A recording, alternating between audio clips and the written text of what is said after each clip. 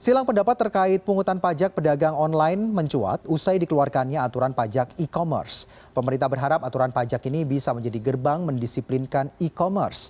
Sementara para pedagang online meminta pemerintah tidak menyulitkan industri e-commerce melalui aturan ini. Pemerintah memastikan aturan pajak e-commerce yang dituangkan dalam Peraturan Menteri Keuangan Nomor 210 Tahun 2018 tetap berlaku mulai 1 April 2019.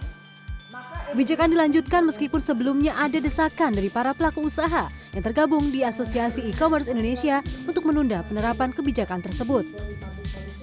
Ketua Asosiasi E-commerce Indonesia, IDEA, Ignatius Untung menyesalkan terbitnya PMK 210 tanpa cukup sosialisasi. Untung menilai aturan ini dapat menghambat pertumbuhan usaha mikro kecil dan menengah UMKM, seperti platform e-commerce lokal yang dinilai akan kalah bersaing dengan media sosial yang sebagian besar dimiliki asing.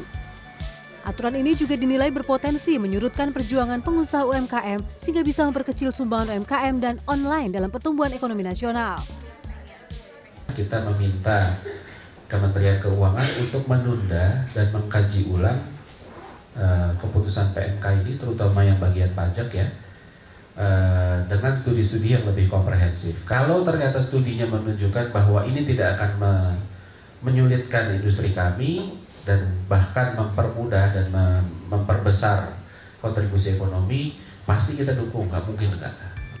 Di tengah desakan ini, pemerintah menegaskan kebijakan ini bukan hanya seolah-olah keinginan pemerintah mengejar target pajak, namun agar industri e-commerce berkembang dengan aturan lebih tertib. Tujuan utama dari PMK ini bukan untuk mencapai target penerimaan pajak, tapi kita ingin membangun ekosistem, database yang terkait dengan usaha bisnis e-commerce di Indonesia, sehingga kita bisa menentukan roadmap-nya ke depan seperti apa gitu. Ekonom Indef Bima Yudhistira mengatakan tidak tepat jika Asosiasi E-commerce Indonesia meminta menunda dan mengkaji ulang aturan pajak e-commerce.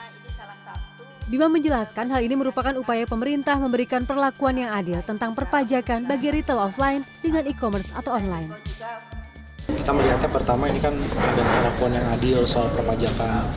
Perlakuan yang adil perpajakan bagi retail yang offline, konvensional dengan retail yang online. Pemerintah harus melakukan sosialisasi secara masif.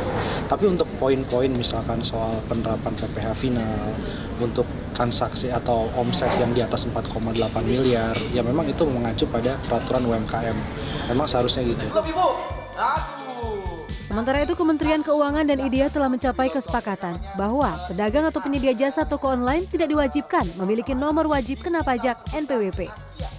Kesepakatan ini diambil lantaran banyak pedagang di marketplace yang penghasilannya di bawah batas penghasilan tidak kena pajak (PTKP). Selain itu, para pelaku e-commerce juga meminta pemerintah berlaku adil. Mereka meminta pemerintah agar turut mengatur jual beli online yang dilakukan di media sosial. Untuk menyaksikan video lengkapnya, klik link di bawah ini nih.